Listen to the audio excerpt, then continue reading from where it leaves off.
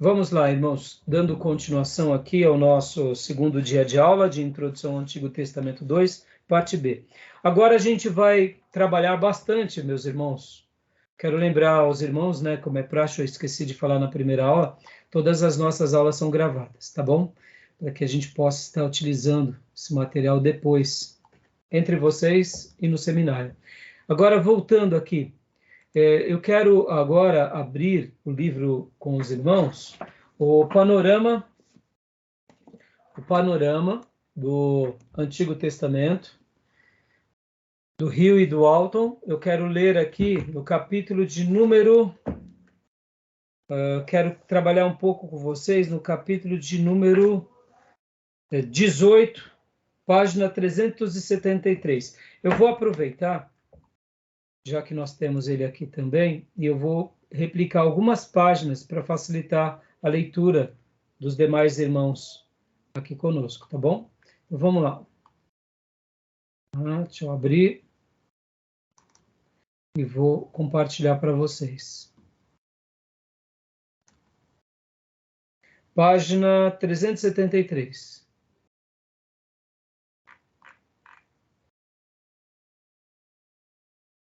A gente vai trabalhar agora um pouco sobre os livros de Salmos. Eu quero... Pastor, o senhor compartilhou a tela? Não, vou compartilhar agora. Tá.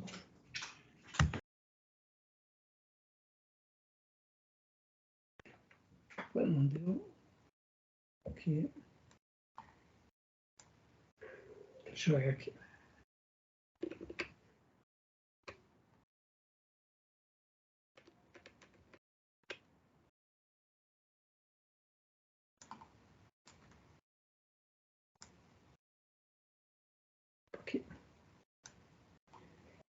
Tá dando para ver bem esse tamanho?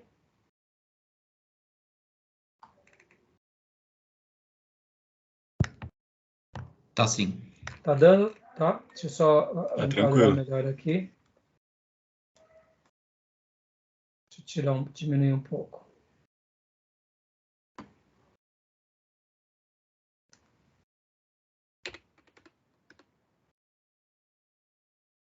Acho que esse tamanho tá ótimo. Vamos lá, meus irmãos. Não. Aqui. Visualizar. Aqui. Modo de leitura fica melhor. Vamos lá, olha lá. Salmos. Qual a importância dos salmos, né? Segundo nossos irmãos Hill e o Walton. Olha que interessante. Pode ler para nós, pastor Johnny. Vamos lá. Conceitos básicos. Reconhecimento do reino e da soberania de Deus. Importância do louvor em todas as suas variações. Conduta e destino dos justos e dos ímpios. Papel da natureza e da criação. Consolo e defesa de Deus em tempos de crise. Uma das coisas que a gente tem que lembrar é que o livro dos Salmos, ele destaca essa figura do papel do Criador. O reconhecimento dele e como ele se apresenta ao seu povo. Parece simples, mas eu não sei se vocês já ouviram essa expressão, mas em toda oração nós declaramos de fato aquilo que acreditamos.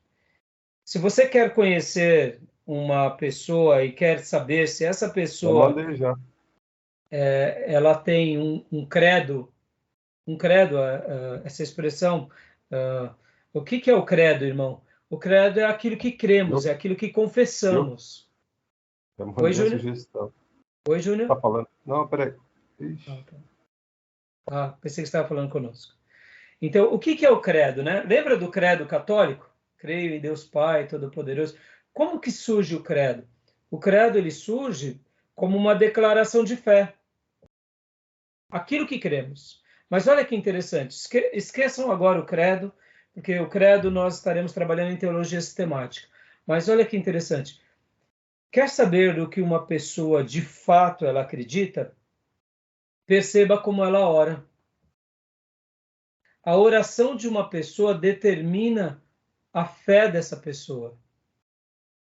E as canções que essa pessoa exalta a Deus, elas são repletas também do quê? Desse reconhecimento, da maneira em que ela enxerga Deus, como ela enxerga o Eterno. Então, esses conceitos básicos do livro de Salmo, do reconhecimento do reino e da soberania de Deus, a importância do louvor em todas as suas variações, no sentido assim, quando é que devemos louvar a Deus? Em que tempo devemos louvar a Deus? De que forma devemos louvar a Deus? Ou seja, Salmos vai dar essa, essa condução para nós, né? Vai mostrar em que tempo. Outra coisa importantíssima é sobre essa questão dos justos e dos ímpios. Qual é o destino final? Né? Papel da natureza da criação. Quem é que cria-nos? Quem é que nos consola? Quem é que rege a nossa vida? Né? Então é bem interessante essa ideia, eu gostei bastante, eu queria ler um pouquinho com vocês sobre esse livro, né? Essas partes. Tá dando para ler? Tá dando para ver o tamanho?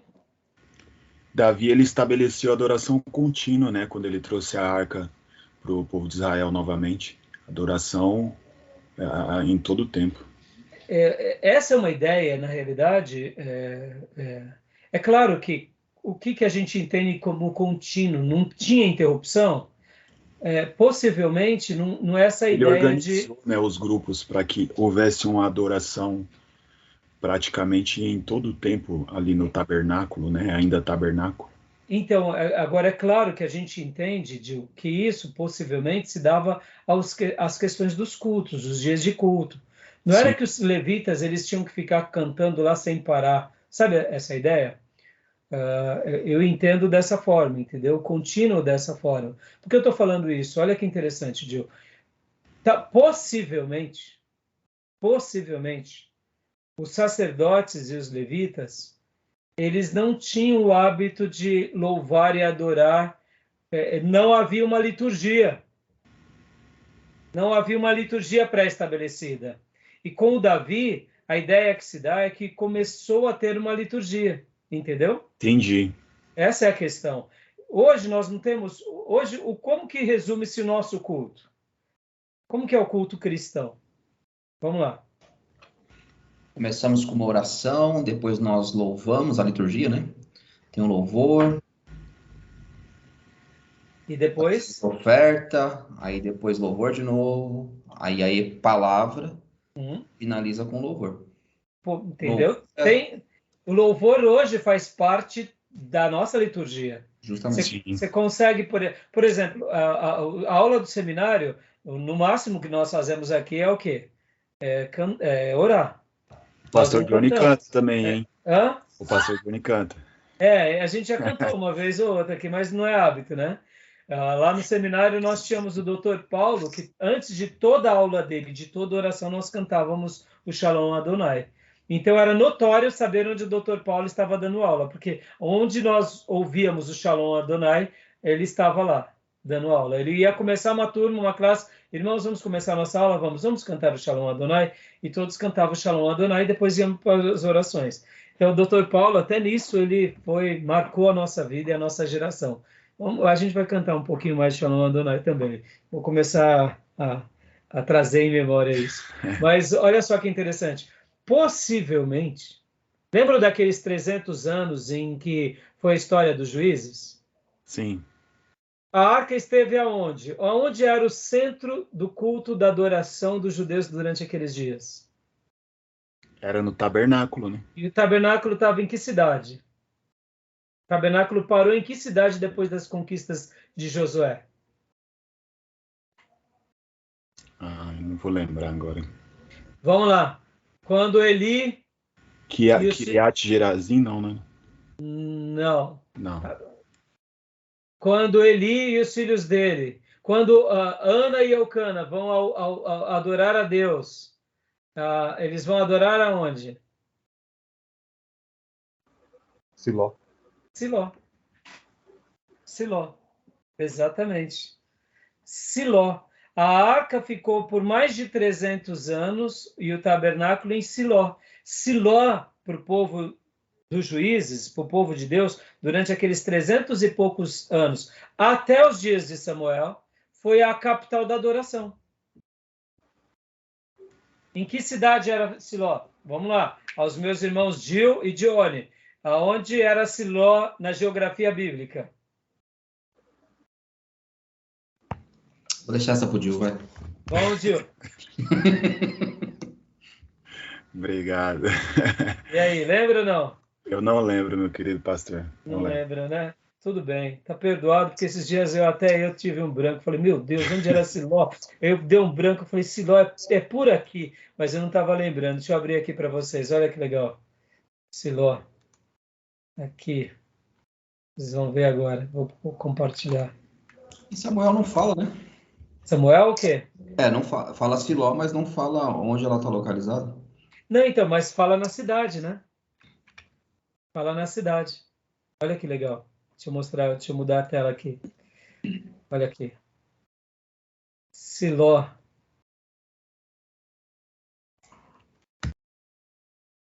Aqui, ó. Aqui as 12 tribos, estão vendo? Dá para ver? Pequenininho, sim, né? Agora, olha aqui, ó. Vou puxar aqui, onde está o meu mouse. Em Jerusalém. Siló. Cidade de Efraim. Interessante, né? Então, toda adoração, Deus fez questão de deixar a arca bem aonde? Bem no centro. Praticamente no centro. Ok. Tá vendo? Então, quando você vê Silomita, o profeta Silomita, por exemplo, o profeta Silomita, Aias, que fala a Jeroboão, o que o texto está dizendo? Que ele ficava aqui em Siló. Entendeu? Havia uma comunidade de profetas em Siló. Possivelmente, a escola dos profetas nasceu aqui. E depois, a gente vai ver, mais para frente, o profeta lá no Monte Carmelo. Lembra o profeta Elias no Monte Carmelo? Sim. Olha aqui o Monte Carmelo. Aqui em cima, em Asser, na tribo de Asser. Então, a gente vai ver já mais para frente nas outras aulas, tá bom? Mas vamos voltar para a adoração. Então, olha, vou trocar a tela de novo.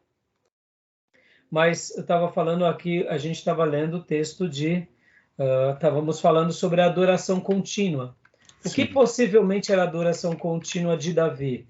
Era o resgate e a restauração ao culto, agora não faltando hinos, não faltando aquilo que o profeta Eliseu tinha dito, arpistas. Lembra que o profeta Eliseu, certa ocasião, ele é indagado, ele fala, tragam os arpistas? Sim. É a influência dessa nova fase que Davi tinha deixado. Quem era o músico nos dias quem era o grande músico nos dias de Saul? Era Davi. Davi não tocava o seu instrumento. Então, percebe, irmãos, como Deus faz questão de imprimir essa questão poética no povo dele, tá bom? Então, vamos lá, vamos ler um pouquinho, que senão aqui eu não vou parar de falar e aí a gente vai prosseguir no livro texto. Quem quer ler para nós essa primeira estrofe? Eu posso ler. O livro de Salmos é um dos mais estimados e usados do Antigo Testamento. E, ao mesmo tempo, um dos mais problemáticos do cânon. Questões relativas à autoria, composição, teologia, interpretação, aplicação e função contribuem para a complexidade do livro.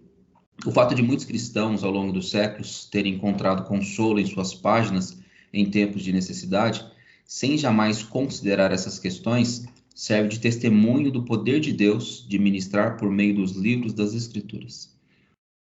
Guardem essa frase. Isso é fantástico nesse autor. Concordam?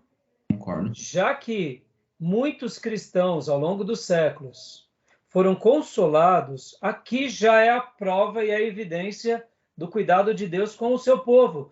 Porque percebam que aqui, como estudioso, nosso irmão Rio e o Alton estão dizendo, olha, são coisas complicadas. Questões do cânon, questões da composição, da teologia, da interpretação, a autoria.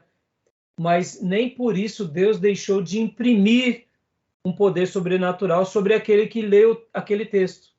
E isso vale também para os livros de sabedoria, né? Então, leia para nós, pastor, continue lendo, por favor. Composição do livro. 2 aspectos da composição devem ser considerados: a autoria de salmos individuais e a composição do saltério em geral. Como alguns dos salmos parecem datar de meados do segundo milênio antes de Cristo, enquanto os outros são claramente pós-exílicos, posteriores a 539 a.C., sabemos que, primeiro, a composição do todo só ocorreu após o exílio. Ou seja, deixa eu dar uma pausa aqui, pastor, por favor.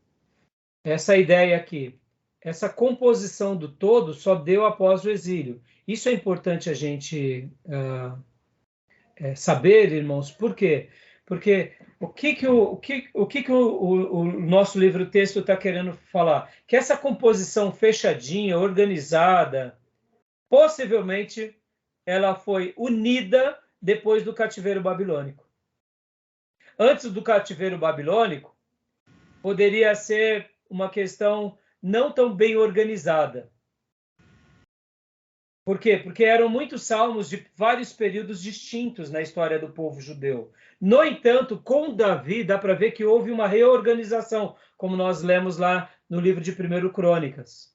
Dá para ver que aquela reestruturação e aquela fase onde Davi reconstrói, sob a supervisão dos sacerdotes, o tabernáculo, e traz de novo a arca para o Santíssimo Lugar, e ali ele restaura o culto, que a partir dali houve uma repaginada, uma reorganizada. Com Davi, eu faço essa leitura, mas que, de fato, os detalhes mais, eu diria, mais complexos, possivelmente houve essa repaginada total depois do exílio. Tá bom? Deu para compreender? Ficou claro? Ficou claro até aí ou não? Ficou sim. Alguma dúvida?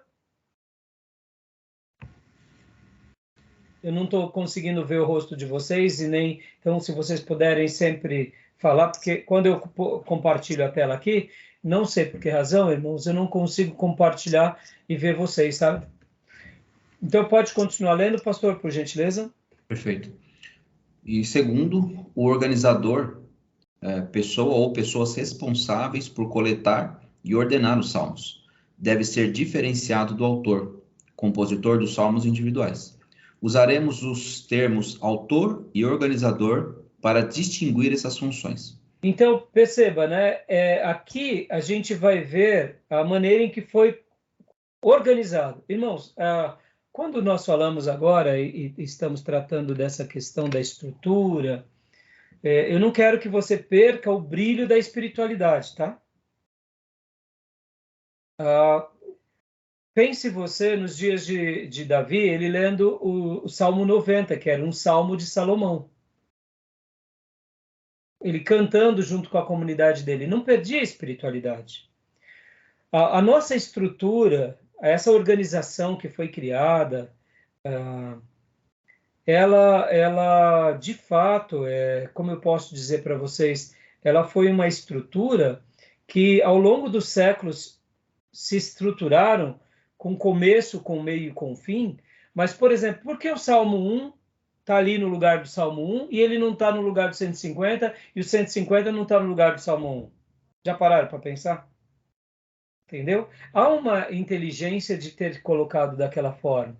O que eu quero que vocês olhem nessa hora, quando a gente faz essa avaliação técnica, são livros, são poesias inspiradas por Deus, são salmos lindíssimos que servem para nós e que tem um valor espiritual tremendo, tem uma poesia magnífica.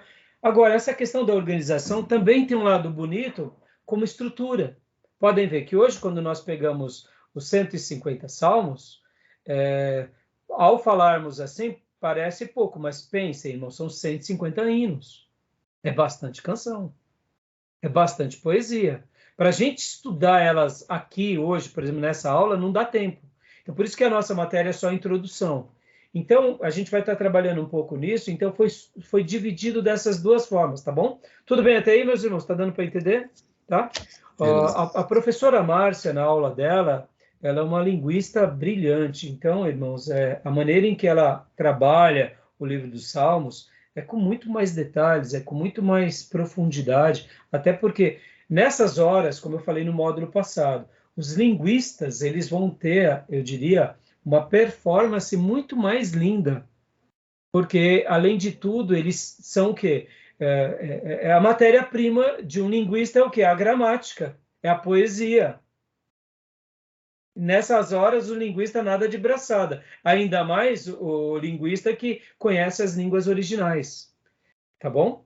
Então, como é uma matéria de introdução aqui, eu também não sou prolixo nessa matéria, eu tenho que estudar bastante para passar para vocês, então eu vou tentar passar o que eu posso, né? E se eu tiver alguma dúvida, se tivermos dúvidas e eu não souber esclarecer, eu vou fazer questão de pesquisar para passar para vocês, tá bom? Mas os linguistas, como eu citei nas aulas passadas, pastor José Ribeiro, professora Márcia, eles são uma aula nessa questão da explicação dos salmos, tá? Vamos lá, continuando aqui, composição do livro, lemos agora, vamos lá, autoria. Júnior, leia para nós a autoria, por gentileza. Autoria. A principal fonte de informação para a autoria do salmo vem dos títulos. Dos 150 salmos, apenas 34 não têm título. Dos 116 títulos, 100 indicam o autor, e frequentemente outras informações como estilo musical ou instruções para execução. E destes 173 são atribuídos a Davi. Outros autores identificados são Moisés, o Salmo 90, né? Salomão, 72, 127, Asaf, 50, 73, 83, a 83, né? Isso. Remã, 88, Etan, 89, e o grupo chamado Filho de Coré, ou Coraitas, 42, 44 a 49, 84, 85 e 86, 87. Questiona se as pessoas mencionadas nos títulos foram designadas autoras ou receptoras. Por exemplo, o Salmo 72 parece ser uma bênção para Salomão, feita por Davi, e não um salmo escrito por Salomão. Então, alguns comentários e algumas dúvidas sobre como foi dado aqui o exemplo do Salmo 72. No entanto, olha que riqueza, irmãos, olha que riqueza, né? A gente pode afirmar que desses 100 salmos, 73 são considerados para Davi, e os demais salmos temos como mencionar os seus autores.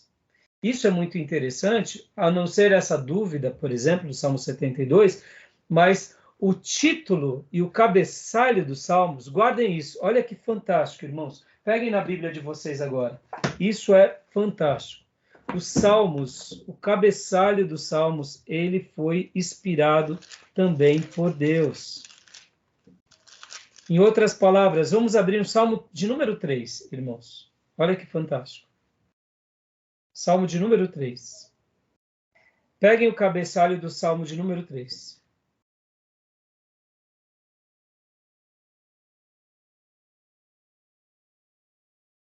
Quem achou pode ler para nós. Salmo de Davi, quando fugia de Absalão, seu filho. Ou seja, olha que riqueza teológica. Aqui, esse escrito, por exemplo, uma das coisas que nos fazem com que a gente fique confuso é porque em muitos livros bíblicos nós temos essas divisões. Geralmente essas divisões ou esses títulos, eles são criados pela tradução. Por exemplo, quando nós pegamos lá Mateus 5, as bem-aventuranças, esse título, as bem-aventuranças, quem colocou aqui na Bíblia foram os tradutores. Porque lá no texto de Mateus 5 não tem escrito as bem-aventuranças e começa as bem-aventuranças. Simplesmente no texto sagrado vai direto para a primeira bem-aventurança e assim continuam as demais, entenderam? As divisões, elas foram organizadas para nos facilitar. Quando a gente vai para os Salmos, há uma peculiaridade nas Escrituras. Porque os títulos, ou seja, os cabeçalhos, são sagrados. Entendeu, Original, irmãos? né? Está no texto original. Exato. Não teve interferência do. O próprio autor, Deus fez questão que ele colocasse aqui que ele era o autor. Por exemplo, Salmo de 90, Salmo de Moisés. Vamos lá, no Salmo de 90, Salmo de Moisés.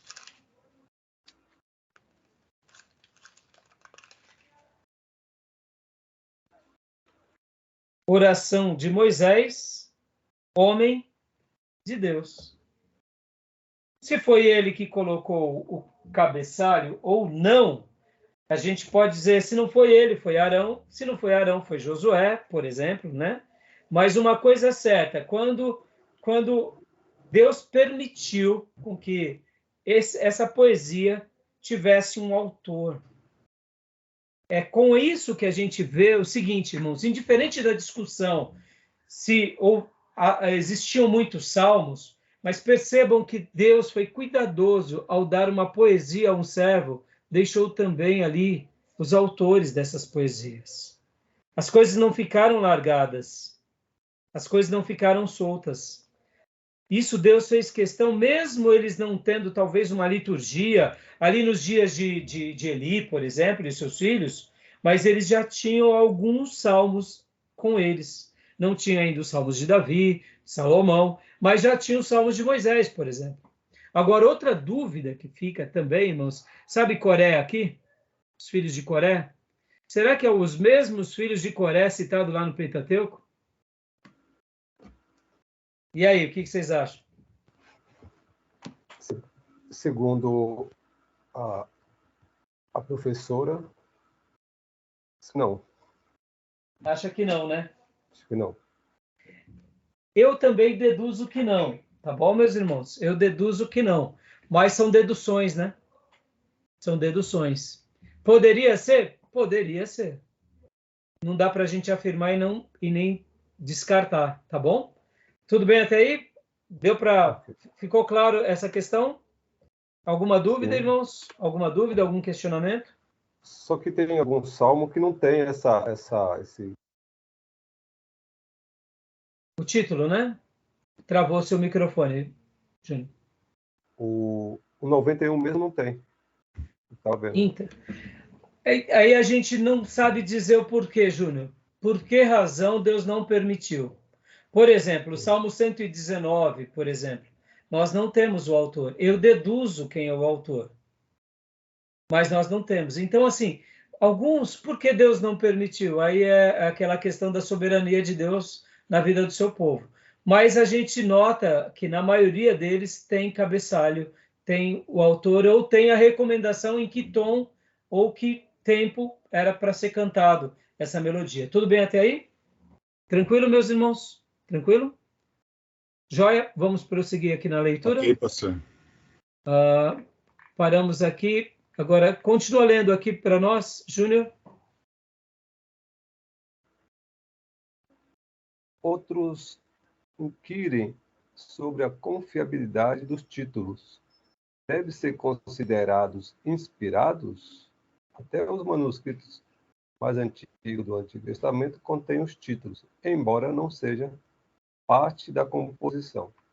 Se forem acréscimos posteriores de um organizador, permanecem muito antigos, né?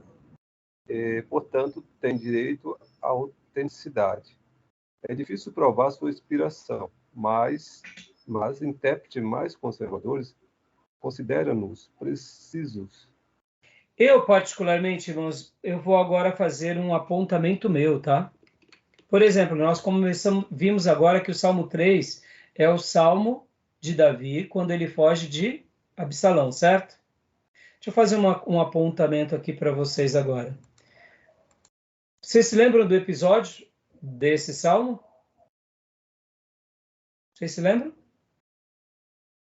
Esse acontecimento de Davi fugindo de Absalão foi um acontecimento que demorou pelo menos várias semanas, se não meses. Não foi uma saída de Jerusalém e voltou depois de 2 semanas.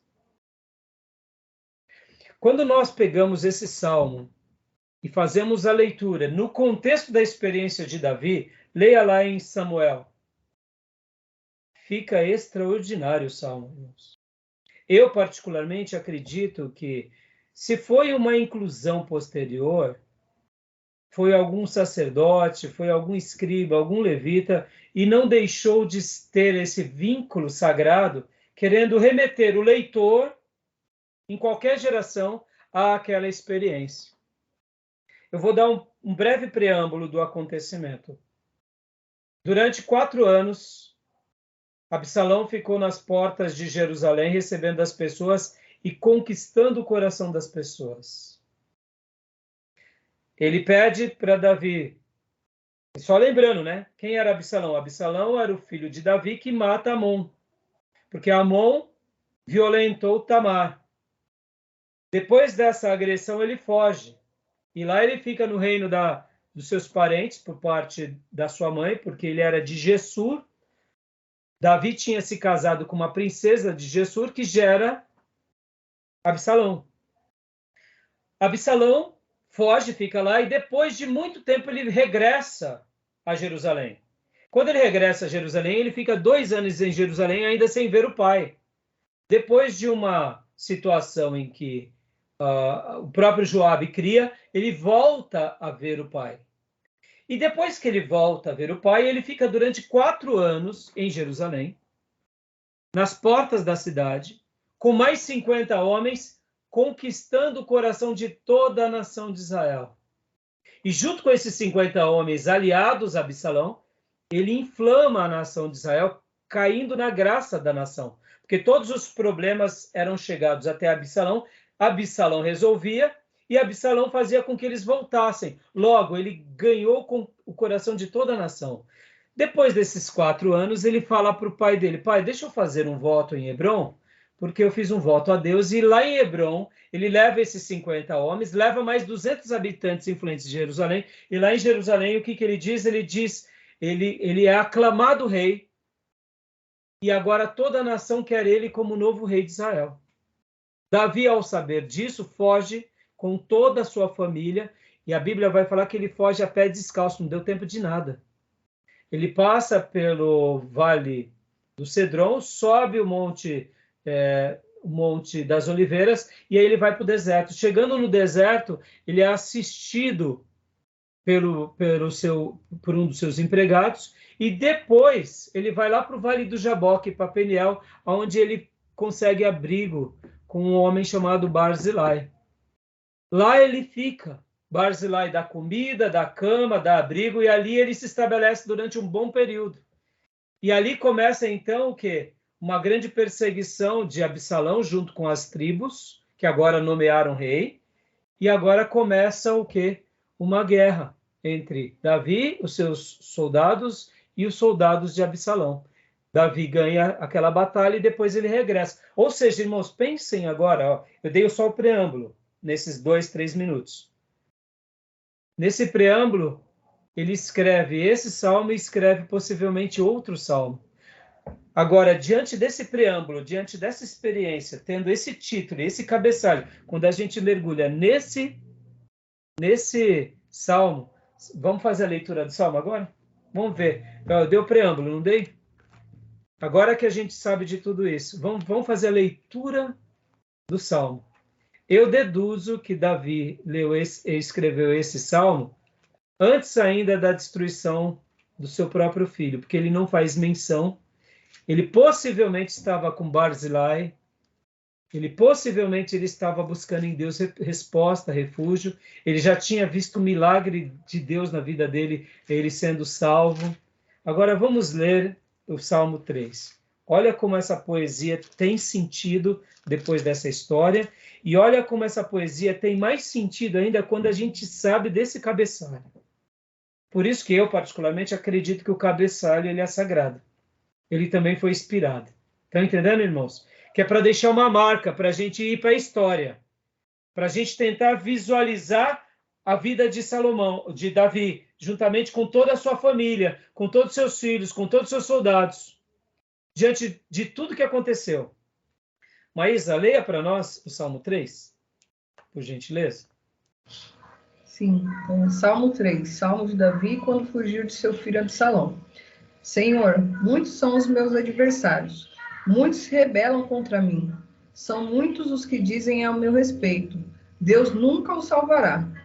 Mas tu, Senhor, és o escudo que me protege, és a minha glória, e me fazes andar de cabeça erguida. Ao Senhor clamo em alta voz, e do seu santo monte ele me responde. Dá uma pausa, por gentileza, mas olha só, eu esqueci de citar que quando ele sai de Jerusalém, ele e o povo dele sai chorando. Eles choram, eles sobem para o Monte das Oliveiras e eles oram no Monte das Oliveiras e todos estão chorando. Ele é apedrejado no caminho por Simei, que joga pedra, ele é humilhado. Os soldados dele, a comitiva real. Ou seja, irmãos, olha as cenas.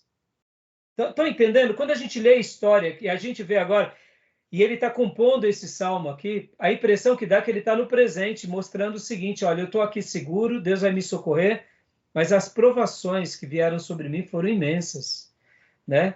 Então, agora leia o versículo 5. Diante. Eu me deito e durmo, e torno a acordar, porque é o Senhor que me sustém. Não me assustam os milhares que me cercam. Levanta-te, Senhor, salva-me, Deus meu. Quebra o queixo de todos os meus inimigos, arrebenta os dentes dos ímpios. Do Senhor vem o livramento, a tua bênção está sobre o teu povo. Agora vamos imaginar, ele está lá, junto com Barzilai, lá no Vale do Jaboque, em Peniel, ele e o povo dele sendo abrigados por esse hebreu, por esse judeu. Todos ali poderiam morrer. Dá para ver que o salmo, a maneira que ele compõe, é naquele presente. Não foi depois da vitória. Pode ver que ele fala, eu deito e durmo. Olha a confiança dele. Ele sabia que toda a nação já estava ali voltada para Absalão. Absalão já tinha sido nomeado rei, mas ele sabia de uma coisa, Deus ia cuidar dele de uma forma ou de outra, ou vivo ou morto. E ele compõe esse salmo. Esse homem era um homem de fé, era um homem de adoração, é um homem que tem a nos ensinar ou não? Pelo amor de Deus. Pelo amor de Deus. Diante disso, a gente fica corado de vergonha, porque muitas vezes a gente tem tanta lutinha tão pequena, e olha Davi aqui, conseguindo deitar, dormir, lutar, esperar em Deus, e ainda fazer uma poesia, e cantar, e não saber do futuro que aguardava. Possivelmente ele imaginava, talvez eu vou morrer, mas se eu morrer, eu morro do lado de Deus. Fantástico, não, irmãos? Deu para entender agora por que eu estou fazendo esse destaque todo? Por causa dos títulos. Os títulos. Os títulos. Como eles se tornam importantes. Esse salmo seria maravilhoso por si só, seja de quem for. Mas quando a gente consegue colocar esse salmo com o autor que teve aquela experiência, que passou por aquela situação, ele muda ou não muda de contexto? Totalmente. E é por isso que eu acredito que nessa poesia a gente só ganha com ela. Tá bom, meus irmãos? Vamos lá, vamos continuar aqui. Irmãos, eu vou parar agora essa gravação e a gente vai para o último bloco, tá bom? Tem alguma pergunta? Alguma pergunta até aí ou não? Tudo tranquilo? Não, ok, professor. Não, tá? Tranquilo. Estou indo com um pouco mais de calma, mas esse é o meu jeito mesmo, e até porque a nossa aula aqui é uma aula interativa, irmãos. E eu faço questão de ir nesse ritmo, tá? É o meu ritmo. Vamos lá, então. Vou parar essa gravação, tá bom? E vamos abrir a última gravação.